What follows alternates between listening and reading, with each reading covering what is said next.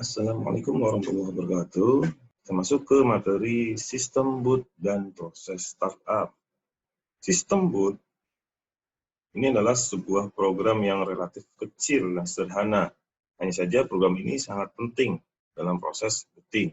Nah, kalau kita perhatikan dalam beberapa forum, itu banyak pertanyaan-pertanyaan yang berkaitan dengan bootloader.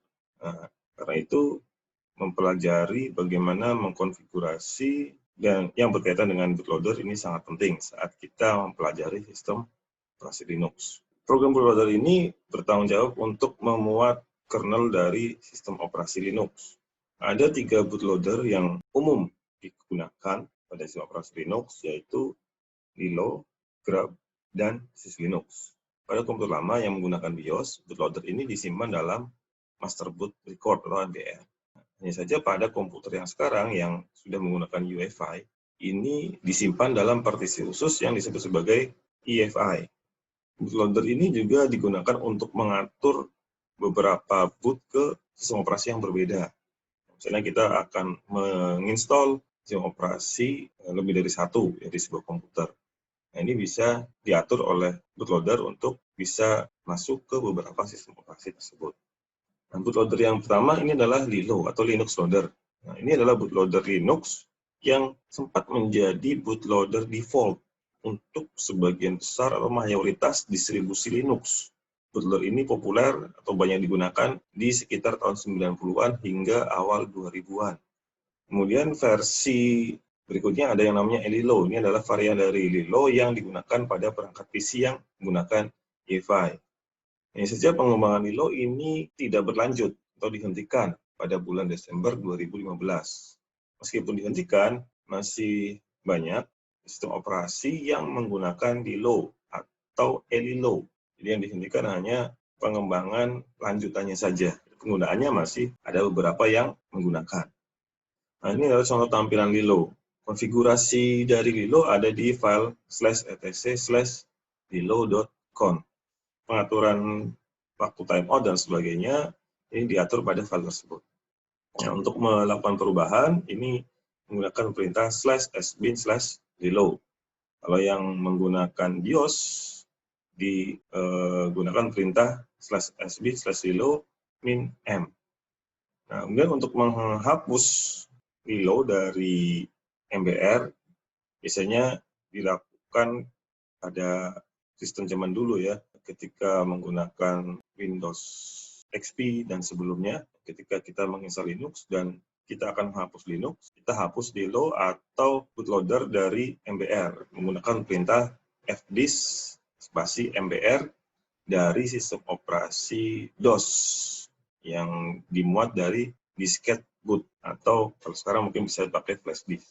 Kemudian bootloader yang berikutnya adalah Grub. Nah, ini adalah bootloader yang saat ini paling populer dan paling banyak fitur untuk sistem operasi Linux. Nah, Grub yang beredar saat ini didasarkan pada Grub yang lama, yang versi 1. Versi 1 ini dibuat pada tahun 95 oleh Eric Pullin yang dibuat untuk sistem operasi GNU Hard. Grup yang ada saat ini mendukung BIOS dan UEFI, serta bisa menangani beberapa sistem file Linux yang populer, termasuk battery file system. Nah, dibanding versi yang dulu, Grub yang sekarang ini jauh lebih modern, lebih bersih, lebih kuat, dan lebih aman. Grup versi 1 ini untuk konfigurasinya ada di file menu .lst atau di grub.conf. Ada Linux, Red Hat, dan turunannya termasuk CentOS. Pada grup 2 ini konfigurasinya ada di /group2/group.cfg.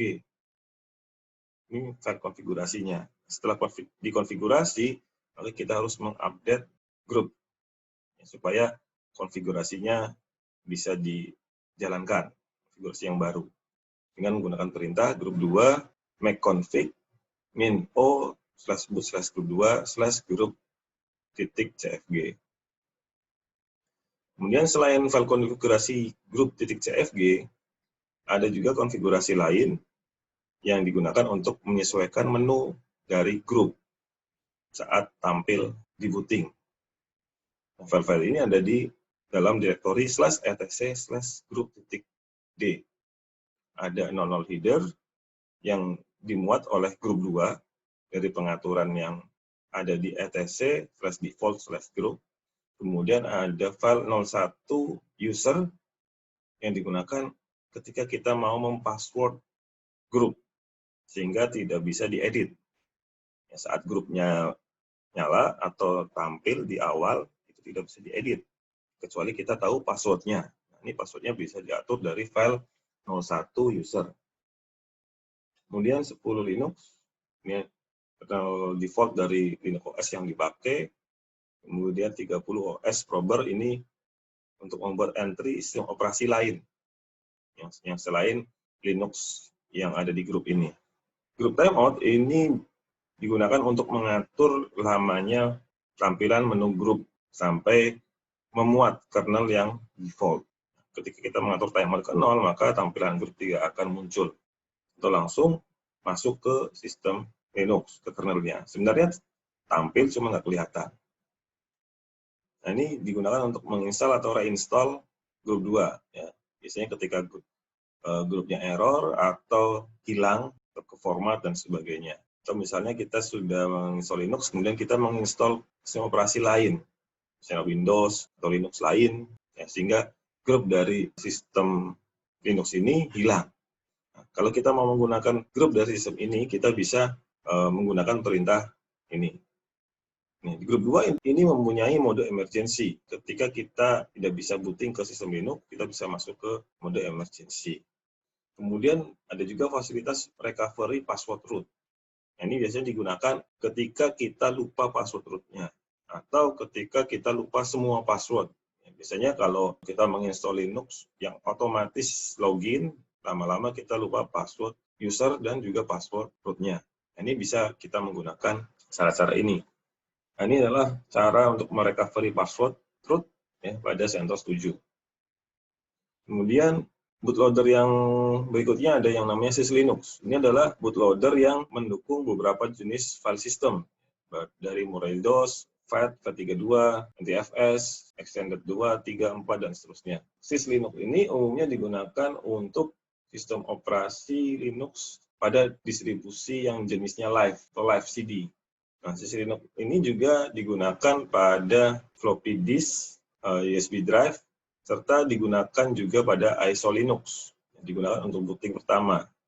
Nah, setelah kernel dimuat oleh bootloader, umumnya sistem operasi Linux itu akan memuat program-program yang dibutuhkan ke memori. Proses startup di Linux ada 2 jenis. Yang pertama sysv, ini adalah model yang sudah agak lama juga. Daftar program yang dimuat setelah kernel berjalan itu ada di file /etc/init-tab. Kemudian untuk mengganti run level, ini menggunakan perintah run level. Kemudian untuk mengelola layanan menggunakan perintah chkconfig. Nah, yang baru ini adalah sistem D. Sistem ini masih kompatibel dengan sysv. Umumnya distro yang menggunakan sistem D ini masih bisa menggunakan sistem V, meskipun daftar program yang dijalankan di awal itu sudah tidak ada di file etc/init-tab lagi umumnya. Nah, startup sistem ini berjalan secara paralel pada saat boot. Konsepnya berbeda dengan sistem V saat booting. Hanya saja untuk pengoperasiannya setelah komputer berjalan masih kompatibel perintah-perintah yang ada di sistem V. Nah, ini adalah beberapa jenis unit yang ada di sistem D. Titik service, service unit, target unit, titik target, kemudian mount, dan sebagainya. Nah, untuk mengelola layanan pada sysv, menggunakan perintah /etc/rc/d/init.d/ nah, ini ada di sana.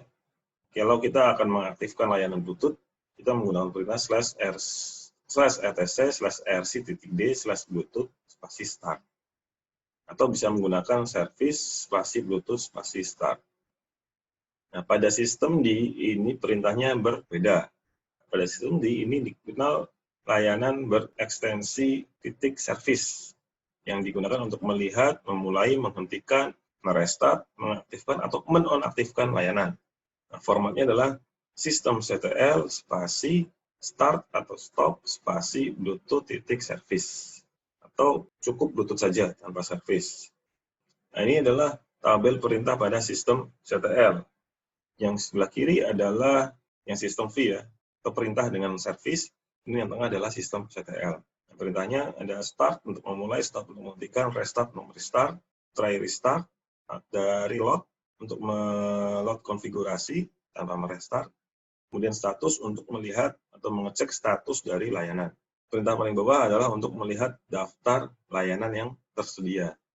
Kemudian ini adalah perintah untuk mengenable dan mendisable layanan. Jadi untuk dapat menjalankan atau start layanan harus enable dulu. Kita enablekan dulu. Ini untuk menampilkan status layanan. Kalau layanan yang kita butuhkan tidak jalan atau bermasalah, kita juga bisa lihat statusnya. Apakah statusnya sudah benar atau ada masalah. Kemudian run level. Run level merupakan mode operasi layanan sistem yang diberikan penomoran dimulai dari 0 sampai 6. 0 itu untuk shutdown atau halt, 1 itu untuk single user mode. Nah, biasanya digunakan untuk keperluan maintenance, backup, recovery, dan sebagainya. Kemudian level 2, ini untuk multi-user dengan beberapa fitur jaringan. Hanya saja network file system tidak dijalankan pada run level ini. Run level 3, ini multi-user dengan semua fitur jaringan dijalankan.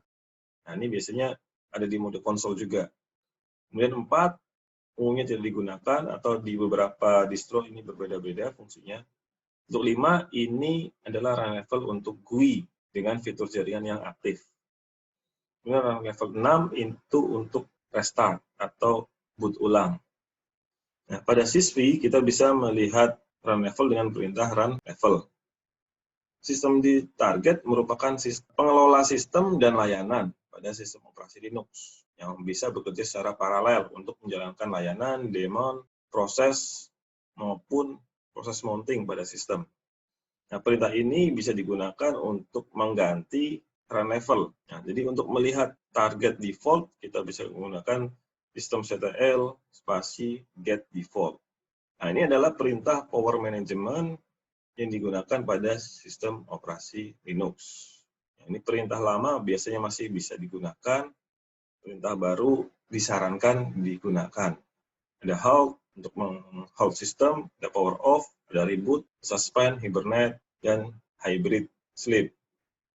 Oke, itu saja materi pada minggu ini. Silakan dikerjakan yang ada pada modul 2. Terima kasih. Assalamualaikum warahmatullahi wabarakatuh.